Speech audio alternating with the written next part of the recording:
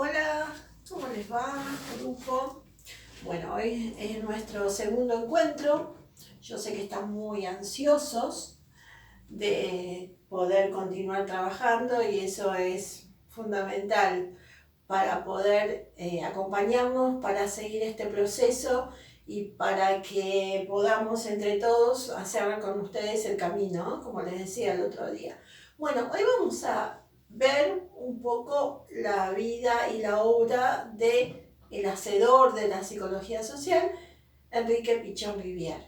Antes de ir a sus datos cronológicos, a mí me gusta decir que la vida de Pichon es una vida novelada y novelesca, porque tiene un montón de condimentos muy interesantes que tienen que ver con su teoría, por supuesto, que vamos a ir viendo. Bueno, Enrique Pichon Rivière nació en 1907 en Suiza, en Ginebra, y falleció en Buenos Aires, en nuestro país, en 1977. Decíamos que nace en Ginebra el 25 de junio de 1907. El 25 de junio es el Día del Psicólogo Social. Ustedes no estaban en el grupo todavía con nosotros, pero ese día siempre lo festejamos de una manera especial. Este año, bueno, lo hicimos en forma virtual, como hacemos todo últimamente, pero es un día muy importante para nosotros. Bueno, muere en Buenos Aires en 1977. Sus padres eran franceses.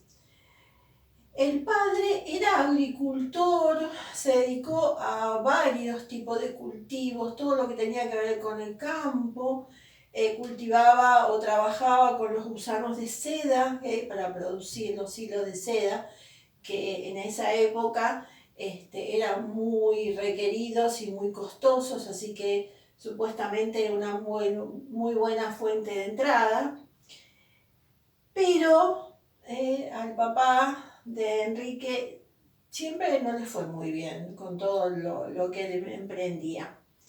La mamá era una persona muy culta, y vamos a ver luego en nuestro país a lo que se dedicó cuando vinieron hacia acá. Eran 5 hermanos, ¿sí? El papá enviuda y se casa con su cuñada, o sea, con la hermana de su esposa, de su primera esposa. En 1910 llegan a Buenos Aires, la época famosa de las inmigraciones, ¿sí? Donde todos llegaban en esos barcos huyendo de las guerras, huyendo de todo el malestar que había en Europa. Llegan a Buenos Aires y viven primero en lo que se llamaban en esa época los conventillos, donde llegaban todos los que bajaban de los barcos y vivían todos juntos en un lugar hasta que cada uno en una casa o en varias casas, hasta que después poco a poco se iban desparramando por el país o iban ubicándose en distintas fuentes de trabajo. Después de Buenos Aires, la familia se va a vivir a Santa Fe y luego se van al Chaco. Y van deambulando, buscando nuevos horizontes, buscando nuevas maneras de trabajo. Hasta que llegan a Corrientes, a Goya, donde realmente ahí se radican y donde Pichon vive su infancia y su juventud, en Goya. Su papá se sigue dedicando a la agricultura, hace distintos tipos de cultivos, pero siempre con no muy buena suerte.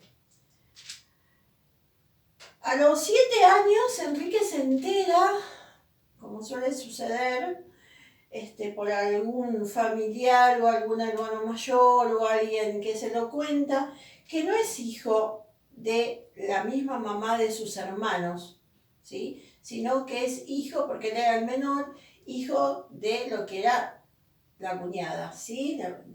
Del papá. Y ahí empieza, fíjense que estamos hablando de 7 años, ¿no? A partir de ahí es como que empieza esa trayectoria tan especial, tan rica. Todas las etapas de su vida son enriquecidas y las tiene en su memoria para luego llegar a la teoría que nosotros estamos conociendo. Bueno, en Goya, en Corrientes, convive con los aborígenes, ¿sí?, de esa época. Convive con los guaraníes. Y él observa, siendo tan pequeñito, que jugaba con los nenes, los indiecitos, los aborígenes. ¿Y qué observa él?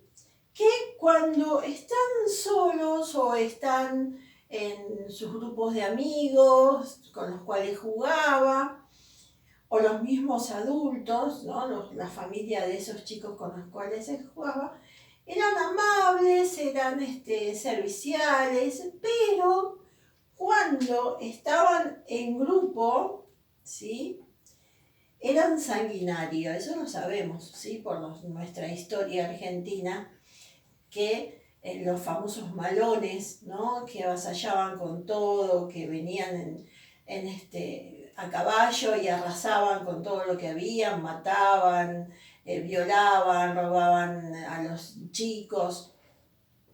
Y fíjense cómo él ya, siendo chico, empieza a observar esto. Bien,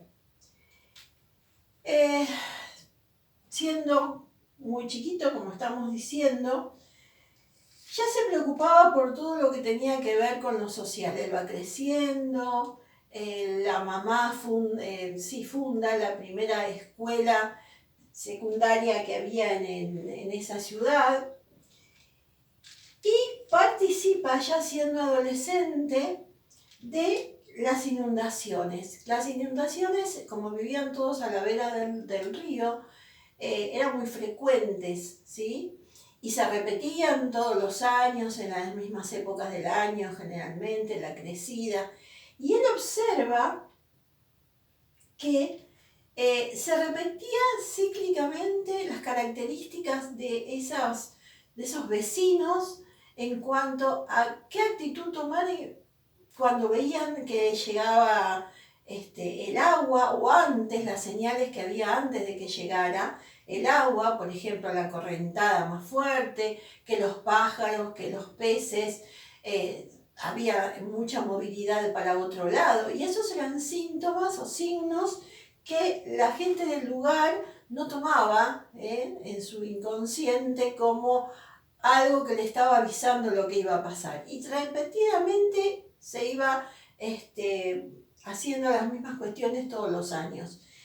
Y en uno de sus libros, Crónicas, que ya se los nombré el otro día, él habla justamente de todo ese proceso de las distintas etapas de los inundados. Y si nosotros podemos observar, es exactamente lo que pasa hoy día.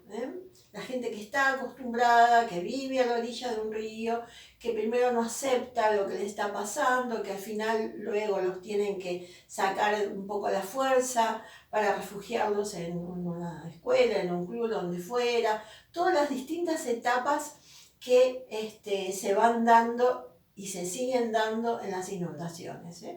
Bien, él participa ayudando, siendo un adolescente, no solamente observando y luego escribiéndolo, sino también acompañando a este proceso. ¿Y por qué? Porque él ya está viendo que el imaginario social que sucede, que se repite siempre, tiene características muy especiales, y él trabaja con uno de sus deportes preferidos, que va a ser para toda la vida, que es el fútbol, porque él dice que no hay, que ya lo vamos a ver hoy también, una adaptación activa a esa realidad que están viviendo.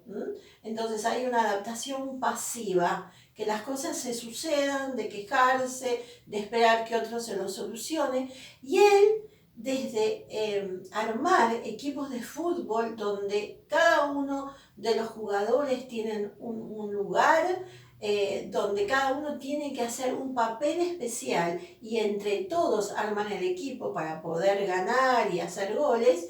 Entonces él por ese lado a los hombres intenta de hacer que se den cuenta de que tienen que trabajar en conjunto. Esa es una de las primeras cuestiones que tiene que ver con su teoría en cuanto a lo social.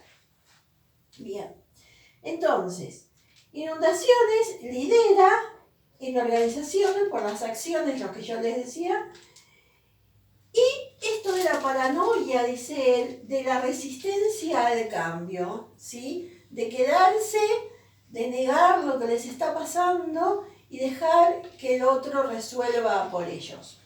Bien.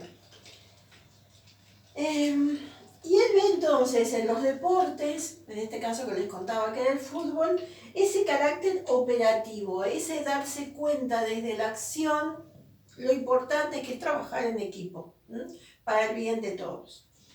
Bueno, sigue su adolescencia y en el pueblo donde él vivía, en Goya, había un prostíbulo y se hace amigo del que es la persona que está en la entrada de ese prostíbulo, que se llamaba de apellido Caloy. Ese señor le facilita unas revistas de la época que se llamaban Caras y Caretas y que empieza a enterarse de que había un tal señor Freud y empieza a enterarse de la postura, la teoría de Freud y empieza también a gustarle todo lo que tiene que ver con el psicoanálisis.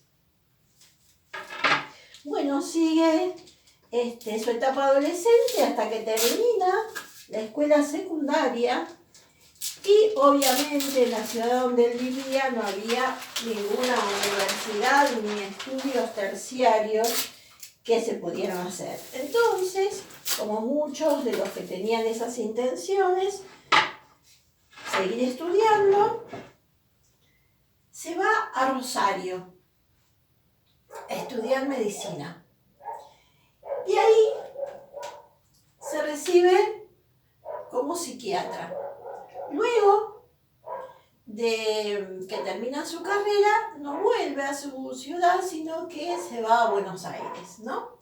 Y en Buenos Aires, obviamente, para poder vivir, y como era muy aventurero y no tenía temor en realizar cualquier otra tarea y una persona muy culta, es periodista de la revista Crítica, el diario Crítica, no la revista, el diario Crítica de la época, y hace artículos sobre arte, sobre deporte, sobre humor. Pichón fue campeón de ciclismo y también de natación, y de boxeo, él boxeaba también. Bueno, ahí en esa bohemia de la época, donde los grandes e importantes bares de la época o confiterías de la época se reunía toda la gente más culta, todos los que tenían o poetas o escritores o artistas plásticos y deliberaban sobre distintos temas y muchos iban a hablar y otros iban a escuchar, ¿sí? Y entonces ahí él conoce a Roberto Art y también conoce a Discépolo, que fue su médico además, o sea, Pichón fue médico de Discépolo, y está en esa bohemia que tanto le gustaba, tanto le interesaba, porque él tenía necesidad de saber de todo. Por eso trabajaba además en este diario con artículos de arte, de deporte, de humor, que en realidad no tenían demasiado que ver con su especialidad.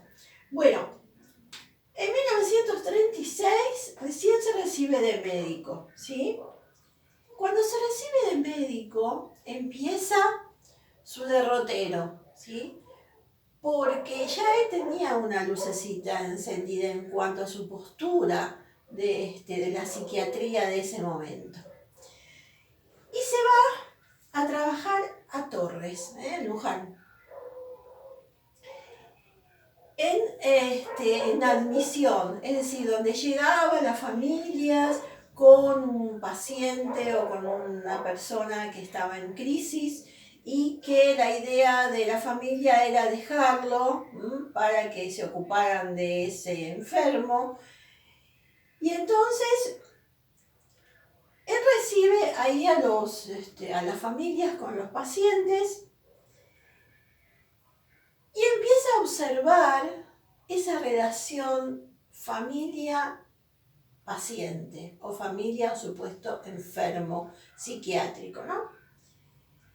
Pero empieza a atar cabos sobre su manera diferente de ver esa situación, de esa relación vincular entre la familia y el paciente.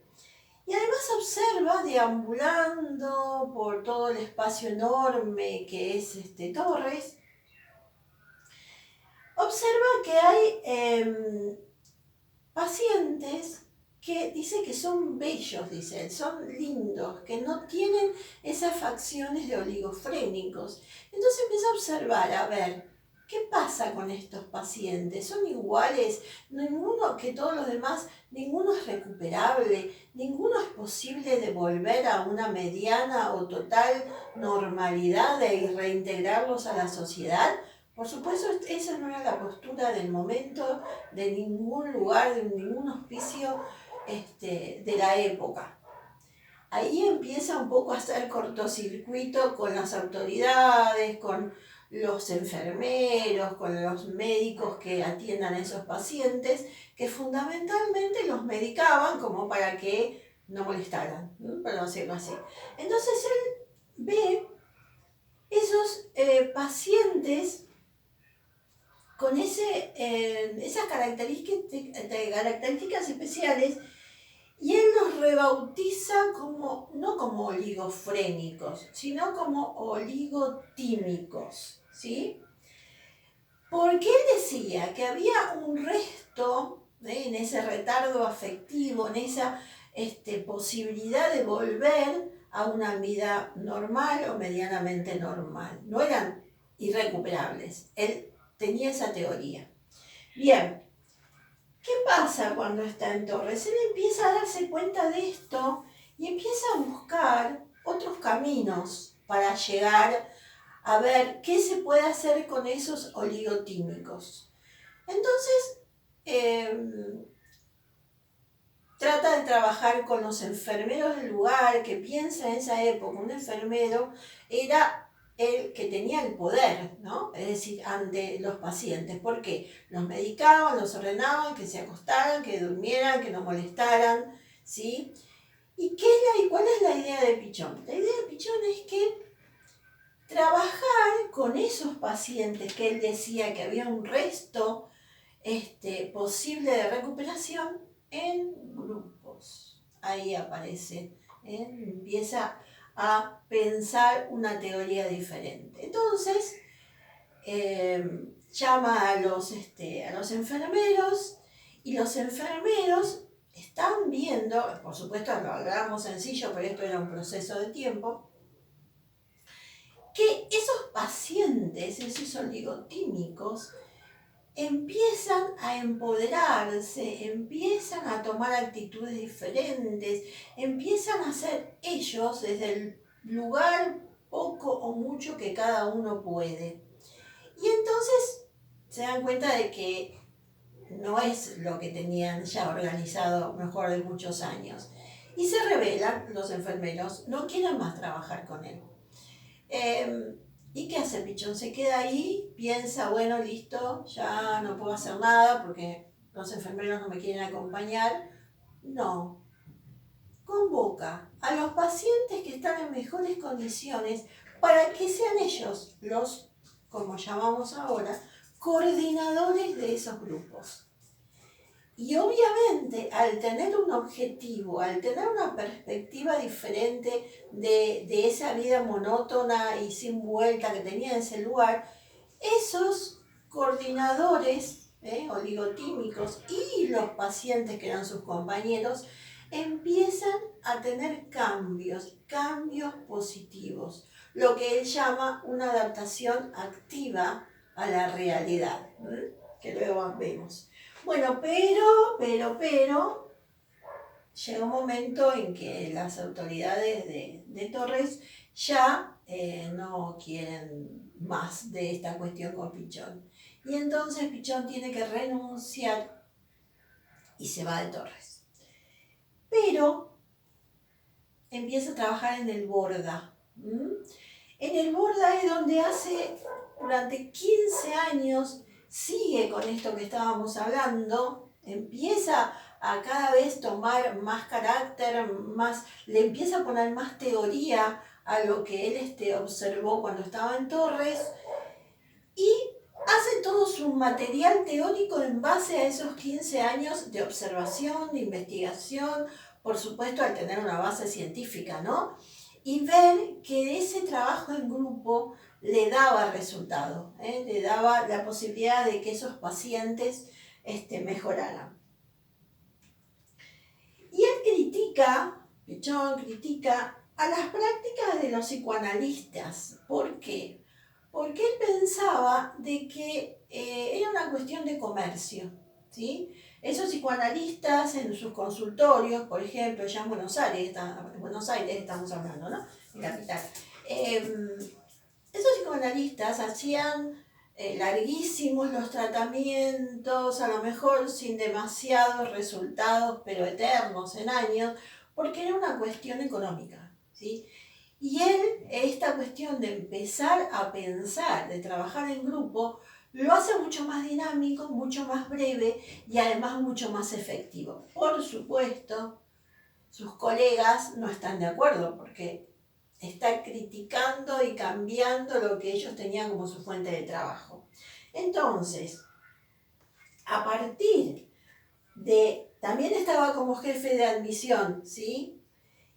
Y algo que nos dijimos al principio, que empieza a observar, tanto en Torres como en el Borda, por supuesto, en esta cuestión de admisión, él empieza a observar la relación directa entre la patología de ese paciente que entra a un neuropsiquiátrico, con la relación vincular de su familia.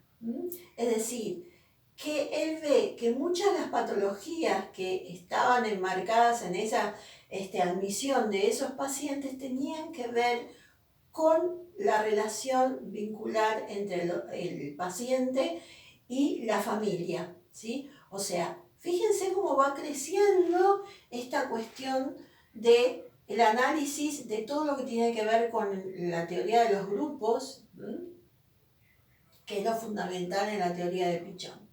Bien, entonces, critica esta cuestión, entonces, ¿qué hace? Crea una escuela de psiquiatría social, dicen. ¿Para qué? Para formar coordinadores con esta cuestión que empezó a ver cuando estaba en Torres, ¿sí? Empieza a pensar de que hay otra manera de trabajar con el otro. Entonces, ahí se acuerdan que decíamos que en esos 15 años en el Borda hizo toda su teoría. Yo les mostré el otro día algunos de los libros fundamentales en la teoría de Pichón, que se los vuelvo a mostrar, que es el proceso grupal, teoría del vínculo,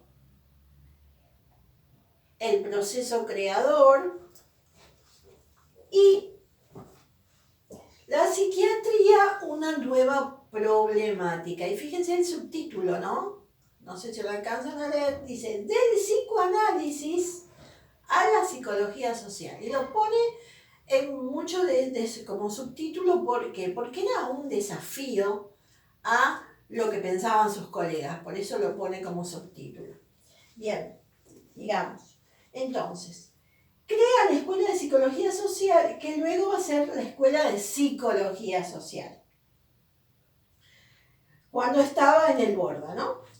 Y ahí es donde empieza o sigue profundizando lo que pasa en los grupos operativos. Ustedes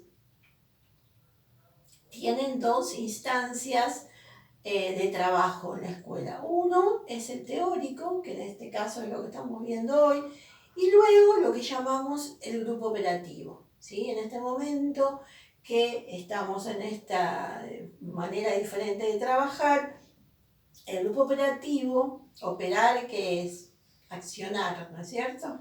El grupo operativo se trabaja de forma distinta, no llega a ser grupo operativo, donde se retrabaja la teoría, pero vista desde la verticalidad de cada persona, es decir, de cada alumno, cómo nos atraviesa, qué es el teórico, qué reflexiones nos lleva esa teoría que acabamos de ver. Y tiene dos partes, digamos, ¿no? Una que es trabajar desde la teoría y otra trabajar lo que nos pasa a cada uno de los integrantes del grupo individualmente, ¿sí? Bien, entonces, grupo operativo organiza con los enfermeros que mejoran, bueno, esto es lo que decíamos el otro día, hace un rato, y hablamos de esa adaptación activa. Y él ve que le da resultado, que realmente está muy buena esa manera de trabajar. Y empiezan a definir algunas cuestiones que son como su baluarte en cuanto a lo que es la psicología social, ¿no? Idea básica, dice, el hombre es un ser de necesidades que solo se satisfacen socialmente según relaciones que lo determinan. El hombre es un ser de necesidades. ¿Qué necesidades? Cuando hablábamos el otro día de qué era la psicología social, hablábamos justamente de las necesidades básicas, 3 necesidades básicas del ser humano que no puede hacerlo solo, necesita de un otro. ¿Cuáles son?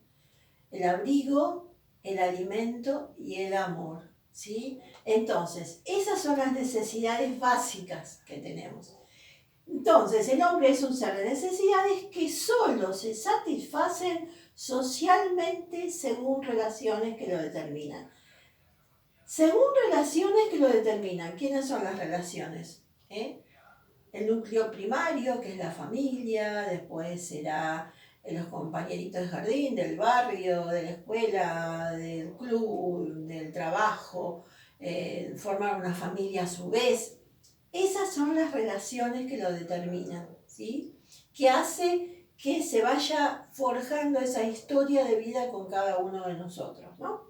Entonces, la idea básica, el hombre es un ser de necesidades que solo se satisfacen socialmente, con un otro, según relaciones que lo determinan.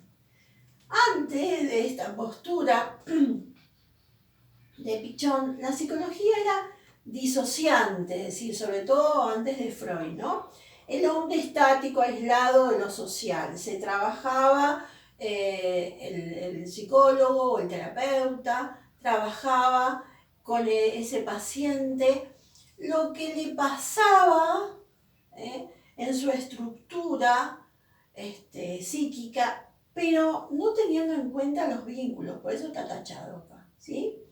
Pero, ¿qué dice Pichon y muchos más? O sea, piensen que Freud también dice que el hombre es un ser social, ¿sí? Así que ya desde Freud también estaba la idea, que no fue desarrollada como lo hizo Pichon, pero Freud también pensaba así.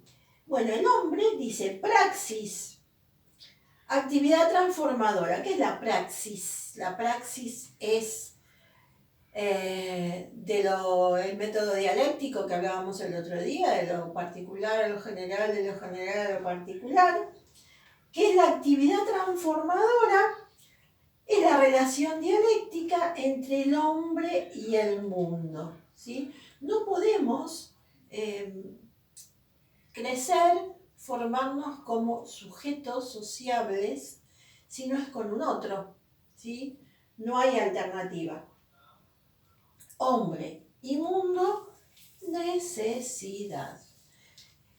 Muchas veces por ahí escuchamos a algunas personas que dicen, yo no necesito a nadie, yo me basto solo. Y uno dice, ay, qué bien, qué bárbaro, no necesita de nadie. Sí, necesita de todos. Todos necesitamos de todos. En esos aspectos que hablamos y en otros más. ¿Por qué? Porque primero, no estamos viviendo aislados del mundo. Precisamos de alguien que nos proporcione electricidad, precisamos tener alguien que nos construya una casa, precisamos alguien que nos arregle un par de zapatos, el que fabrique zapatos, y así podemos hablar un rato largo, ¿sí? Entonces, no es posible, ¿sí? Vivir aislado, ¿no? Porque el hombre, cada uno de nosotros necesita del otro, de los otros, ¿sí? Bien. Y acá volvemos a ese criterio de salud y enfermedad que hablábamos en cuanto nombrábamos hace un ratito la adaptación activa y la adaptación pasiva. ¿Qué dice Pichón? Pichón dice que salud, el criterio de salud uno piensa, bueno, salud física, no. Él se refiere a la salud total, integradora, la salud física y la salud mental. Piensen en estos momentos, ¿sí? ¿Cuánta relación, que lo estamos padeciendo y viviendo todos, hay entre la salud física y nuestra salud mental? A lo mejor físicamente estamos bien, por suerte no estamos padeciendo ninguna de estas pandemia que todos vivimos, pero nuestra salud mental en algún momento o en muchos, en cada uno de nosotros, está desequilibrada por algo, ¿sí? Por nuestros problemas económicos, por nuestros problemas de no poder ver a las personas que queremos, por todo lo que ya sabemos. Entonces, él piensa que este criterio de salud tiene que ver con esa adaptación activa a la realidad, ¿eh?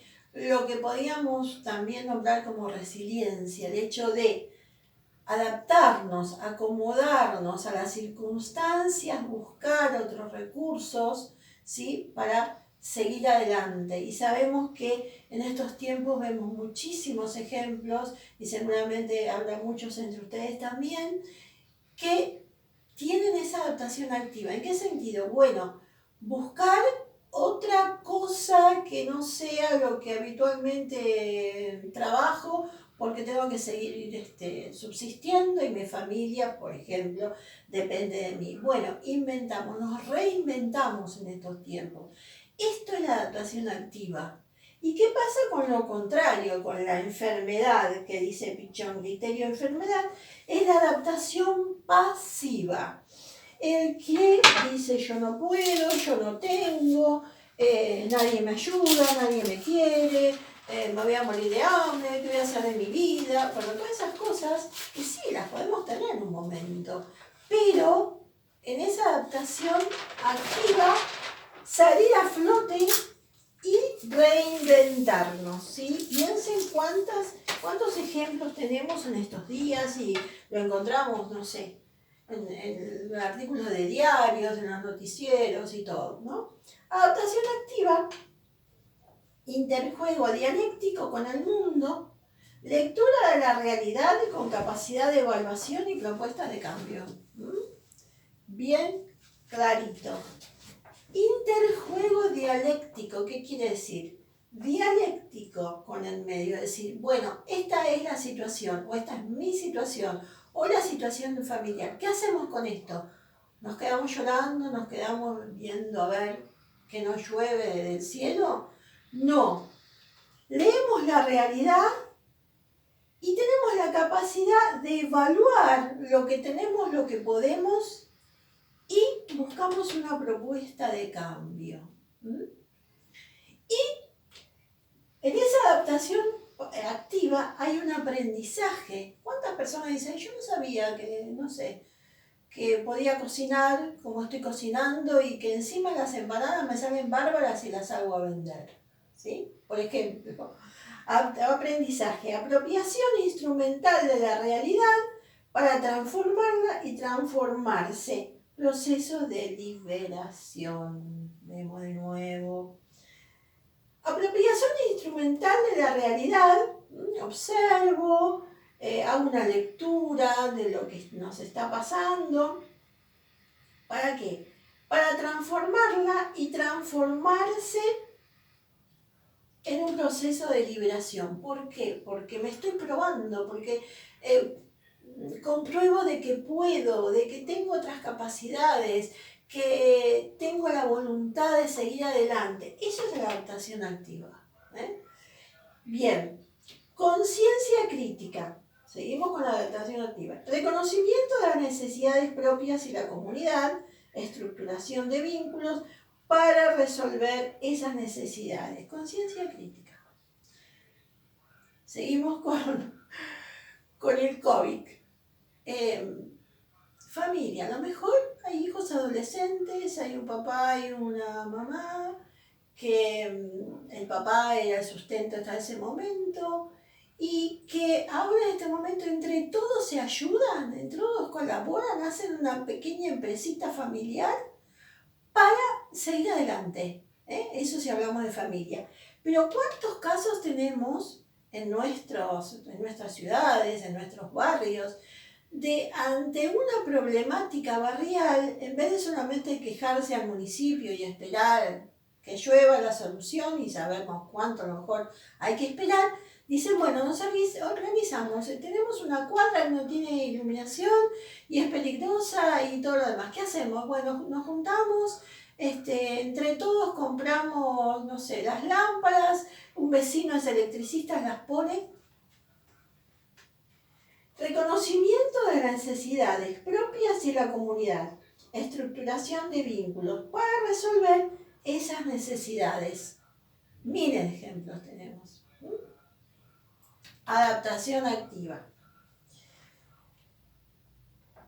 Bien, lucha, dice entre comillas, por la salud contra los factores que la generan. Lucha por la salud. Estamos hablando de la salud mental, inclusive la salud física, porque cuando estamos deprimidos, cuando no lo encontramos, no le buscamos la salida a alguna problemática, podemos tener problemas gástricos, podemos tener dolores de cabeza, y eso sí es un problema físico, pero generado por esto de no hacer una adaptación activa a la realidad.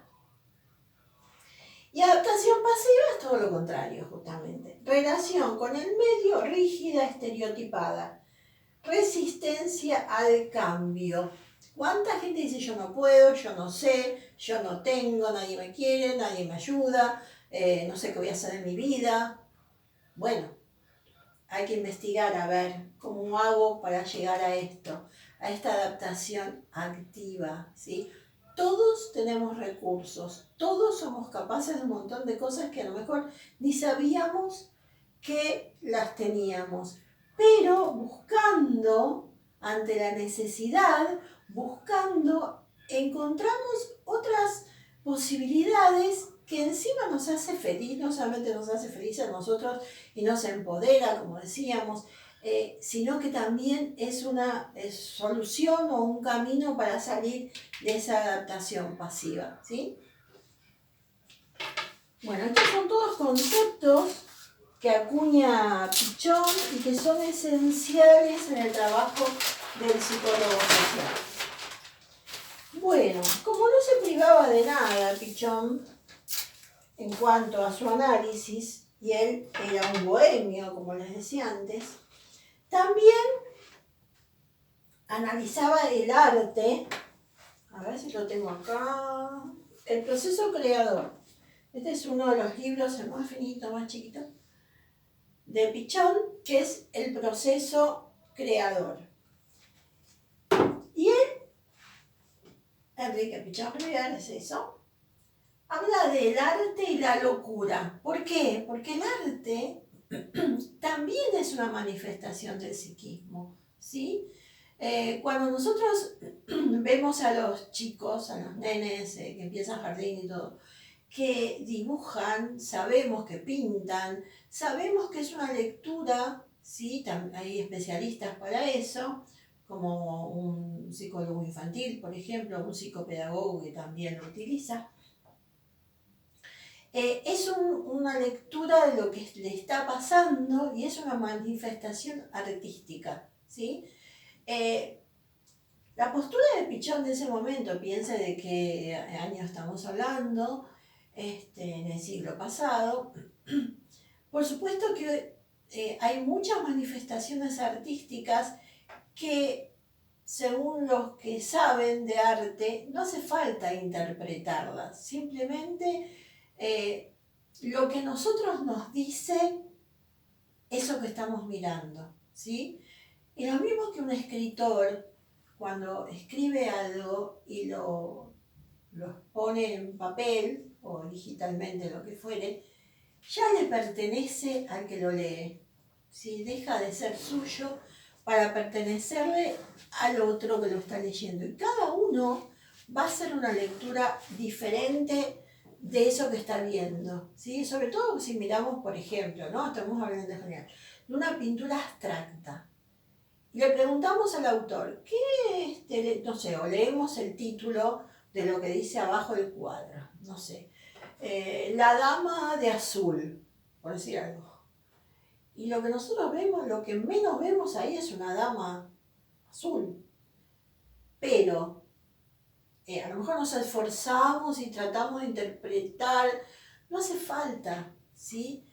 El placer que nos puede brindar ver una obra de arte, no importa del estilo que sea, es lo que el artista quiere manifestar. El artista pinta para él, no pinta para que el otro le diga, ay, qué lindo, ay, qué bueno, ¿cuánto cuesta?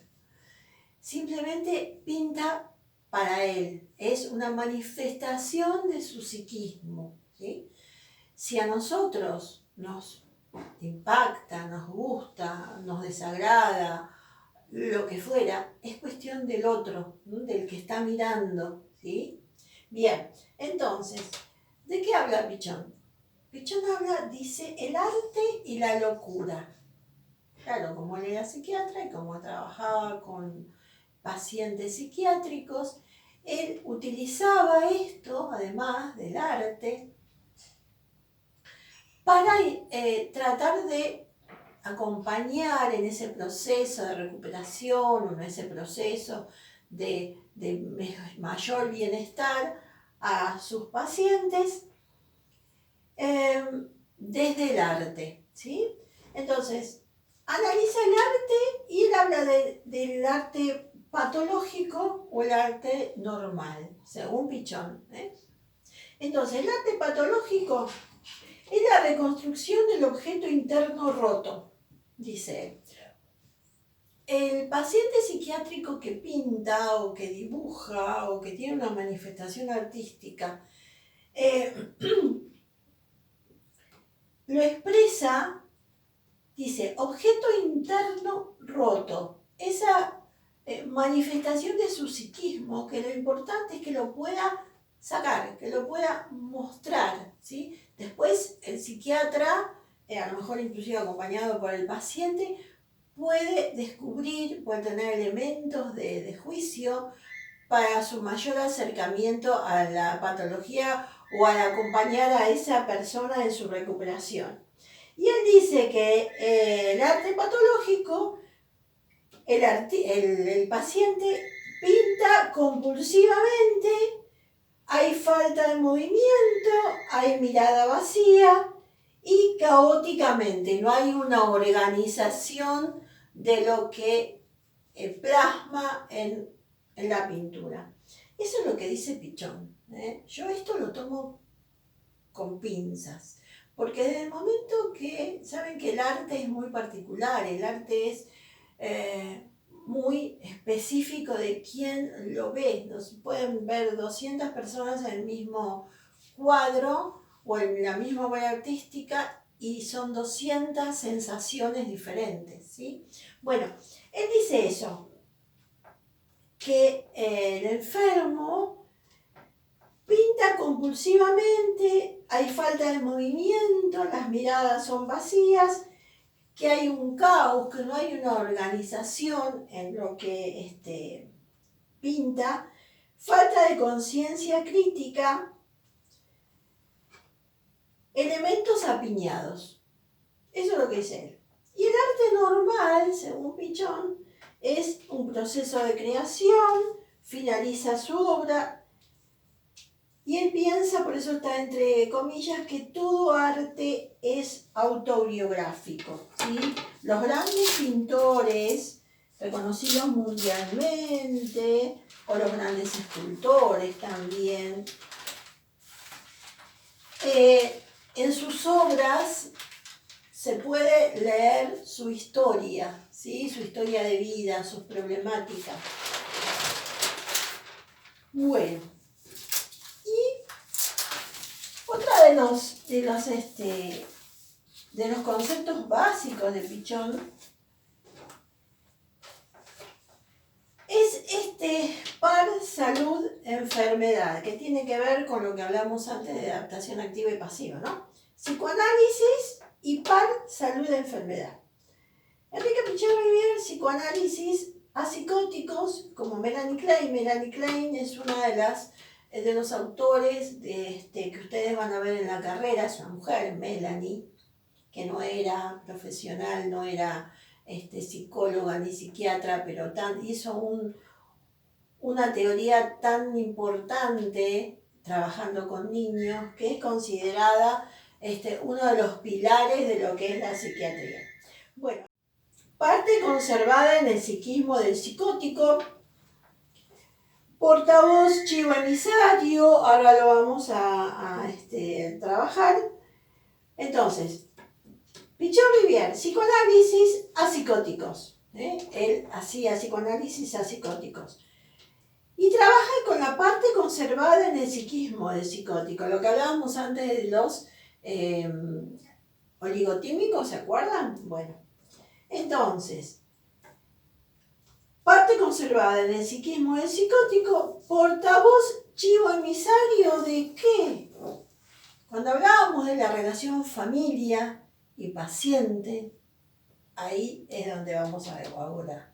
O sea, el paciente psicótico, como dice Pichon, era el portavoz de una situación familiar, era el chivo emisario, el que podía poner en acción lo que pasaba en esa familia.